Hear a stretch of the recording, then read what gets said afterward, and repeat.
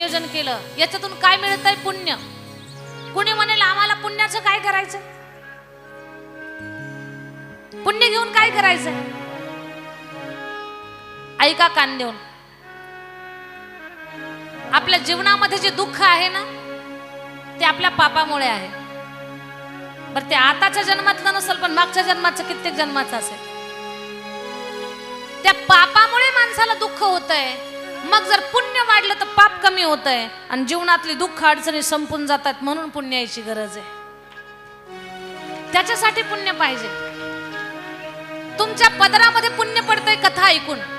तुमचं आपल्या आता प्रत्येकाच्या जीवनामध्ये कोणी काय केलं पूर्वजन्मात कोणाला काही माहिती नाही. ते पाप कमी करण्याचं काम, पुण्य वाढवण्याचं काम आणि तुम्हा सगळ्यांना सुख आणि जगदंबेचा आशीर्वाद प्राप्त व्हावा याच्यासाठी या कार्यक्रमाचा अट्टहास आहे. खूप अट्टहास. म्हणून भव्य अशा या कथा सत्राचं नियोजन, गोड नियोजन आहे. मी काल आमच्या महिला भगिनींना सांगितलं, संस्थेसाठी ज्यांना असं वाटतंय की आपल्याला काहीतरी या नवरात्रीच्या पर्व काळावर मदत करायची आहे, करू शकता. आमच्या महिला भगिनी खूप त्या तयारीनिशी आलेल्या आहेत. पण सगळ्या माझ्या महिला भगिनींना विनंती आहे की तुम्ही जी काही आहेर रूपामध्ये, देणगी रूपामध्ये दान दक्षिणा देणार आहात, जे काही दान करणार आहात, तर ते दान आपण ज्यावेळेस मध्यंतराचं भजन घेतो ना, मध्यंतराचं भजन झालं की आपण विवाह सोहळा पूर्ण करणार आहोत, लग्न लावणार आहोत. मग त्यावेळेला आमच्या विद्यार्थिनी तुमच्यापर्यंत येतील. तुम्हाला उठून समोर येण्याची काही गरज नाही. तुम्हाला जे काही दान करायचंय ते जागेवर बसून तुम्ही दान करणार आहात, कारण तुमच्यापर्यंत आमच्या विद्यार्थिनी दान स्वीकारण्यासाठी येणार आहेत. ज्या माता वर्गांनी अन्नधान्याच्या राशी आणल्या असतील त्यांनी सुद्धा तिथे समोर, इकडे व्यासपीठावर कुणी येऊ नका, कारण कथा सांगण्यासाठी आपल्याला अजिबात व्यत्यय नको यायला. समोर तिथे आहे धान्याची राशी, ते समोरचे दादा जमा करतायत, त्यांच्याकडे द्या. दुसरी गोष्ट अशी की हा नवरात्राचा पर्व काळ आहे. या काळामध्ये ज्यांना नवरात्रीचं महत्त्व कळतं अशी लोक कन्या भोजन, अन्नदान याच्यासाठी मदत करतात. आपणही तुमच्या शक्त्यानुसार, तुमच्या इच्छेनुसार, तुमच्या सद्भावनेनुसार तुम्ही दान करतच आहात. पण कन्या भोजनासाठी या नवरात्रामध्ये कन्या भोजनाचं, कन्येला, कुमारिका कन्यांना दान देण्याचं खूप मोठं महत्त्व आहे. कारण कन्या म्हणजे साक्षात आई जगदंबेचं रूप आहे. तर कन्या भोजनासाठी आमच्या कुमारी प्रियंकाताई गोरख शेळके यांच्याकडून कन्या भोजनासाठी 10,000 रुपयाची देणगी त्यांनी जमा केलेली आहे. त्यांच्यासाठी नवरात्राचा पर्व काळ आहे. अन्नदान आपल्याकडनं घडलं पाहिजे. आणि विशेष म्हणजे या पर्व काळात कन्या भोजनाला खूप महत्त्व असतं. काल मी तुम्हाला पूजा करायला सांगितली होती की तुम्ही सकाळी घरामध्ये विस्तवावरती तूप टाकून दुर्गा सप्तशतीचा पाठ घ्या. कारण आज अष्टमी आहे आणि आज ज्याला शास्त्र कळतं, जो भगवतीचा उपासक आहे, जिथे जिथे देवीचं ठाणं आहे, जिथे जिथे देवीचं स्थान आहे, त्या त्या ठिकाणी आजच्या दिवशी होम हवन हे होत असतं. आज होतच असतं होम हवन. म्हणून कालच मी तुम्हाला सांगितलं की तुम्ही आज आपला छोटासा होम करा, पण घरामध्ये करा. किती महिलांनी केला? आणि बाकीच्या काही हरकत नाही, वेळ गेलेली नाही. ज्यांना सकाळी जमलं नाही त्यांनी सायंकाळी करा. तुपाचे एक 7 थेंब, 11 थेंब तुम्हाला जसं शक्य असेल तसं विस्तवावरती टाका आणि दुर्गा सप्तशतीचा पाठ करा. आज अष्टमी आहे. आजच्या दिवशी उपवास धरला जातो. ज्यांना 9 दिवसाचे उपवास आहेत त्यांचा उपवास तर आज कंटिन्यू येणारच. पण जे अगदी ज्यांना सहन होत नाही म्हणे 1 दिवसाचा उपवास करू, तर त्या उपवासात तो सुद्धा उपवास आजचा महत्वाचा उपवास. तर आजच्या दिवशी जी काही तुम्ही पवित्र कर्म कराल, मग दान असेल, पूजा पाठ असेल, कन्या भोजन असेल, कुमारिका कन्यांना काय असेल सेवा, तुम्हाला जे काही सहाय्य करायचं असेल, किंवा या नवरात्राच्या पर्वाचं निमित्त साधून आपल्याकडे जी मुलींची वारकरी शिक्षण संस्था आहे, त्या संस्थेसाठी जे काही तुम्हाला सहाय्य करायचं असेल, तर आजचा दिवस हा खूप मोठा पर्व काळ आहे या सगळ्या गोष्टीसाठी. चला आपण आता कथेला पुढे घेऊन जाणार आहोत. बोलणं माझं समजून घ्या. काल शेवटच्या टप्प्यामध्ये देवीची 108 शक्तिपीठ, पण ती शक्ती ती प्रगट कशी झाली, ती कशी साकारली, तिनं दृष्टांचा नाश कसा केला, त्या चिंतनापर्यंत आपण गेलो होतो. पण काल काही गोष्टी मला धावत्या वेगात सांगाव्या लागल्या तुम्हाला. त्या गोष्टींवरती थोडासा प्रकाश टाकत आपण पुढे जाऊ. दक्ष महाराजांनी विश्वातला पहिला गोंधळ घातला जगदंबेचा. ज्योत जाळली, कवड्याची माळ गळ्यामध्ये घातली, भाळावरती पूर्ण कुंकू भरलेले.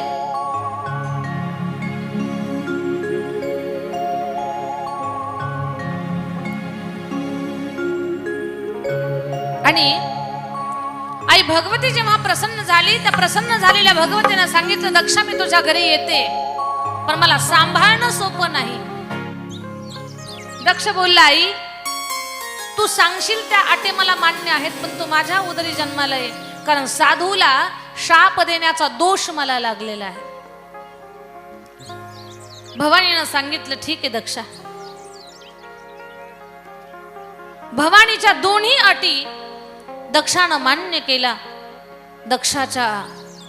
दक्षाची जी पत्नी आहे प्रसूती माता, त्यांच्या उदरी साक्षात जगदंबेचा अवतार सती मातेचा जन्म झाला. ती सती माता हळूहळू लहानाची मोठी झाली, आणि लहानाची मोठी झालेली सती माता भगवान शंकराला पत्नी म्हणून दिली. दक्ष महाराजांनी पहिली अट तर पूर्ण केली, पण एक दिवस दक्षाला प्रजापती पद प्राप्त झालं, आणि पद प्राप्त झालं की दक्षाला अहंकार झाला. त्या गोष्टीचा अहंकार झाला. दक्ष म्हणतोय, मी प्रजापती आहे. ब्रह्मसभेमध्ये गेला, सगळ्या देवदेवतांनी उठून नमस्कार केला, पण महादेवही त्या सभेमध्ये होते. महादेव जिथे बसतात तिथे महादेवाला समाधी लागते, कारण माझा देव महादेव अतिशय भोळा आहे. भोळ्या महादेवाला समाधी लागली. सगळ्यांनी नमस्कार केला, पण महादेव उठूनच उभे राहिले नाहीत. दक्षाला त्याच गोष्टीचा राग आला. अरे सगळ्यांनी उठून सन्मान केला, पण माझ्याच जावयानं माझा अपमान केला. सूड गेली याचा. आणि सूड भावनेनं दक्षानं आपल्या कणखल क्षेत्रामध्ये राज्यामध्ये यज्ञाची उभारणी केली. त्या यज्ञामध्ये सर्व देवदेवतांना बोलावलं, सगळ्यांना निमंत्रण दिलं, पण महादेवाला निमंत्रण दिलं नाही. सगळे देवता लगबगीने निघाले, देवस्त्रिया निघाल्या. या दक्षाला 60 कन्या, त्यातल्या 27 तर चंद्रालाच दिलेल्या होत्या, धर्माला 2. आणि स्त्रियांची जात कठीण आहे बरं. तुम्ही म्हणाल दीदी असं कसं बोलायला लागलं, तर मी खरं सांगते मी तुम्हाला. आता सतीच्याच बहिणी आहेत त्या, पण त्यांना माहितीये सगळ्यांना बोलावलंय बाबानं, फक्त सतीला बोलावलं नाही. आणि तिला कळावं की तुला बोलावलं नाही, आम्हाला बोलावलं, आम्हीच लाडके आहोत, हे तिला कळावं. तिला हिनवण्यासाठी देवस्त्रिया कैलास मार्गे कणखलला जाऊ लागल्या, कैलासाच्या मार्गावर. काही काही स्त्रियांचा स्वभाव असा असतो, असा स्वभाव असतो. सख्या जावा आहेत, मोठीच्या घरी लग्न आहे मुलाचं, साऱ्या गावाला हळदी कुंकवाला सवासनं जेवायला बांगड्या भरायला बोलावलं, पण छोटी म्हणजे मोठी आणि छोटी जाव, त्या छोट्या जावेला बोलावलंच नाही. सारं गाव गेलं, पण गल्ली ते काशीबाई विचित्र होती. ती गेली, तिनं बांगड्या भरल्या, जेवण केलं, चहा घेतला, हळदी कुंकू घेतलं, मूळवाटी घेतली, आणि सगळं घेऊन जाताना बोलली, का हो तुमच्या जावेला नाही का बोलावलं? आणि आमची काल भांडणं झाली. बरं झालं नाही बोलावलं, ते काय ते तोंड नाही बोलावलं ते बरं झालं, तसले नाही बोलावलेले बरे. सदा ना कदा तोंडावर 12 वाजलेले. एवढा चांगला कार्यक्रम आहे लग्नाचा, सारं गाव आहे ना, त्यांच्यापासून तरी काय राहणार आहे तुमचं? जिनं जेवण केलं, जिनं चहा घेतला, ती आता पेटवण्याचं काम करते. तिथून उठली आणि जिला बोलावलं नाही तिच्या घरी येऊन बसली. म्हणते, होय तुम्हाला नाही का बोलावलं? ती बारकी जाऊ म्हणते, नाही बोलावलं आम्हाला. पत्रिकेत नाव नाही टाकलं. नाही टाकू द्या, दिवस राहत नसतात. तुमची लेकरं लहानाची मोठी होतील, तुमच्याही मुलाचं लग्न ठरल तेव्हा तुम्ही पण नाव टाकू नका. दोन्हीकडनं बोलते ती. हा स्त्रीचा स्वभाव, पण असा स्वभाव काही कामाचा नाही. तेच केले सतीच्या बहिणींनी. सतीला कळावं आम्हाला बोलावले, तुला डावललंय म्हणून कैलास मार्गे निघाल्या.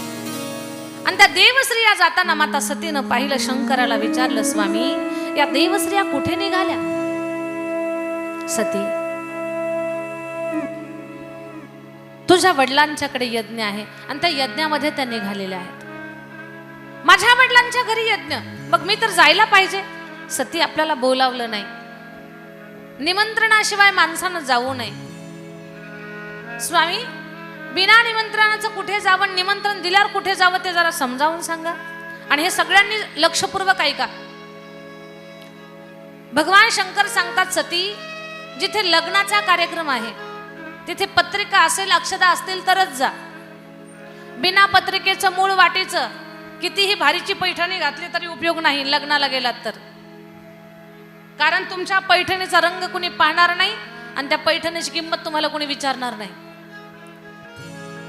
लग्नाच्या प्रसंगी निमंत्रण असेल तरच जा. जिथे मारामारीचा प्रसंग आहे तिथे किती बोलावलं तरी जायचं नाही. जिथे कथा चालू आहे, जिथे कीर्तन चालू आहे, इथे बोलावण्याची गरज नाही. ही आपल्या उद्धाराची जागा आहे. इथे न बोलावता या, तुमचं कल्याण झाल्याशिवाय राहणार नाही. इथे अजिबात कसल्याच प्रकारचा द्वेष, मत्सर, अहंकार, कसलीच भावना ठेवू नका. पवित्र मनानं या आणि स्वतःच्या उद्धाराची शिदोरी तयार करा. ही आपल्या उद्धाराची जागा आहे. सती, 4 ठिकाणी मनानं जाता येतं.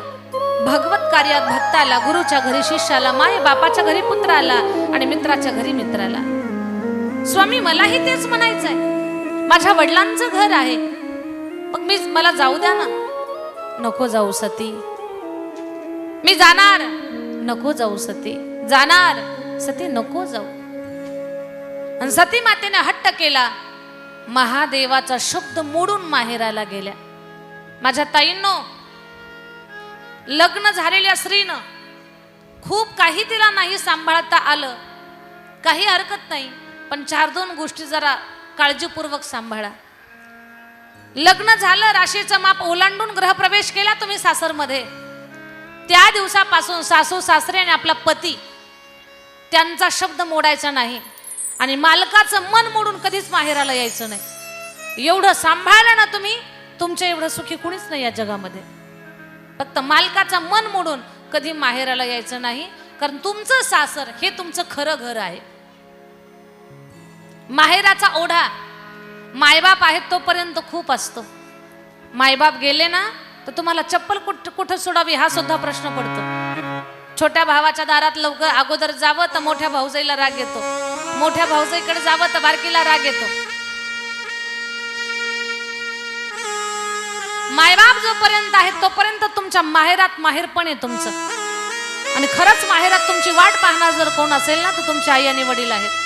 तुमच्या आई वडिलांनंतर तुमच्या अंतःकरणातून वाट पाहणार कोणीच नाही. संतांची प्रमाण आहेत.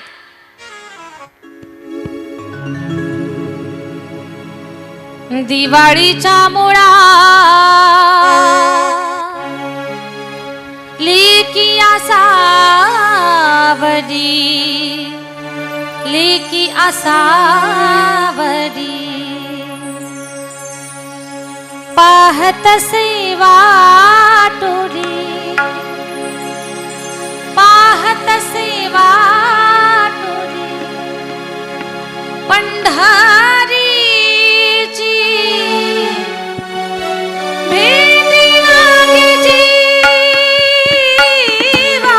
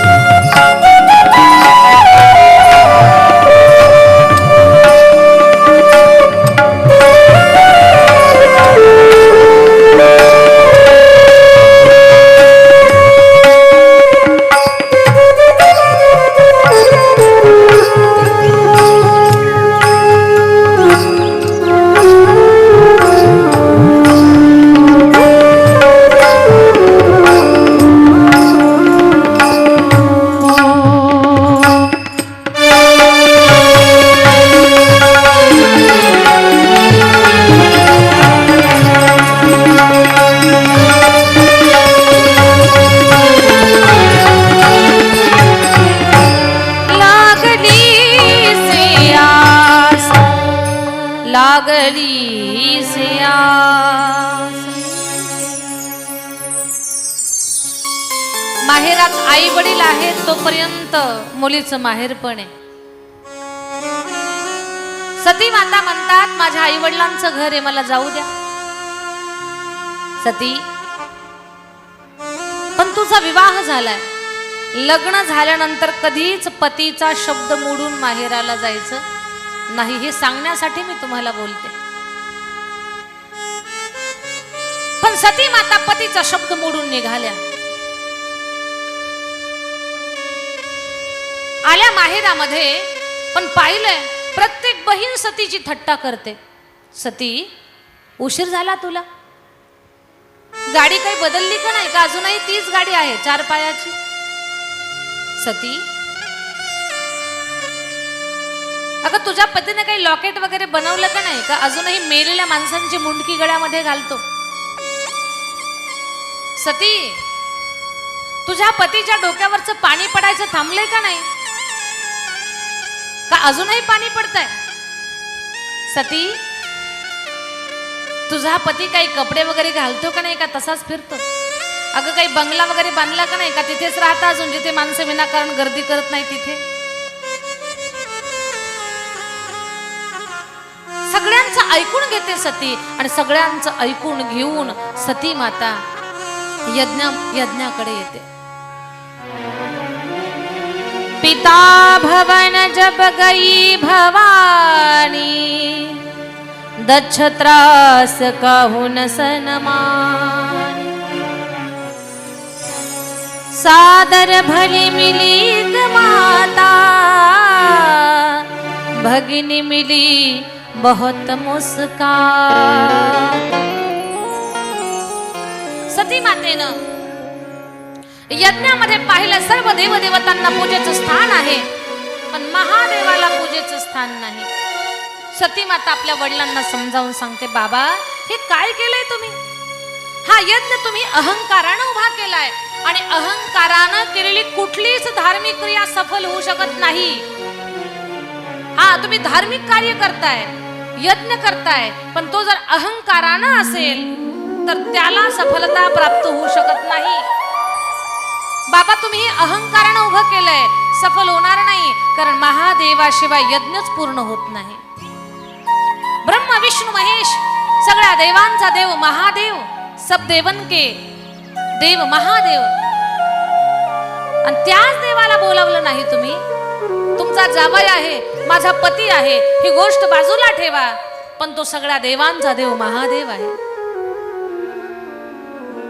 ते बडे बाबा आहेत, भोले बाबा आहेत, नसतील राहिली ब्रह्मसभेमध्ये उभे, लक्षात नाही राहत त्यांना, म्हणजे जिथे बसतात तिथे समाधी लागते त्यांना। त्यांच्याबद्दल असा द्वेषभाव ठेवू नका बाबा, महादेवाला यज्ञामध्ये बोलवा। दक्षानं अपमान चालू केला, हे सती इथे या यज्ञात येऊन तू मला माझ्यासमोर महादेवाचं गुणगान गाऊ नकोस, आणि मला शिकवायला जाऊच नकोस। तो महादेव माझा जावाई होण्याच्या पात्रतेचा नाहीये। दक्ष महाराज महादेवाची निंदा करतायत, आणि सती माता महादेवाचं महत्व समजावून सांगतायत। आता किती मोठी अडचण झाली सती मातेची, एकीकडे वडील आहेत, एकीकडे पती आहे, एकीकडे पिता आहे, एकीकडे पती आहे। कधी कधी मुली अडचणीमध्ये येतात, वडिलांची बाजू घेऊ का पतीची बाजू घेऊ, सुचत नाही त्यांना काय करावं। दोन्हीकडे जीव गुंतलेला असतो, बापातून जीव निघत नाही, कारण त्यांना जन्म दिलेला असतो। पतीचा शब्द मोडावा तर त्याच्याशी एकनिष्ठ राहणं हा तिचा धर्म आहे। कधी कधी मुली अडचणीमध्ये येतात। आमच्या बीडचं वैभव स्वर्गीय बाबासाहेब महाराज इंगळे फार गोड उदाहरण सांगायचे। कधी कधी प्रसंगानं महाराजांची आठवण येते। इंगळे महाराजांनी सांगितलेलं उदाहरण आहे, एक सासरा आपली मुलगी आणि जावाई दोघांना सासरवाडीवरनं सगळं काही मानपान सगळं हे करून त्यांच्या गावी पोहोच करायला निघाले। पण पोहोच करायला निघाल्यानंतर एका शेतामध्ये गच्च ज्वारी भरलेली होती. आता पूर्वी काही गाड्यांचा प्रवास नव्हता, पायी पायी प्रवास करावा लागायचा. मग ते शेतातून निघाले एका, आणि शेतातून जात असताना गच्च ज्वारी भरलेली अशी कंस लागलेली ती ज्वारी पाहिली आणि सासरा म्हटला, जाबाई बुवा काय गच्च ज्वारी भरली या शेतामध्ये, काय शेतकऱ्याला धान्य होणार आहे? 20 पोते धान्य या शेतकऱ्याला होणार आहे. जाबाई म्हटला, मामा म्हातारपणामुळे तुमची बुद्धी आता काही जास्त काम करत नाही.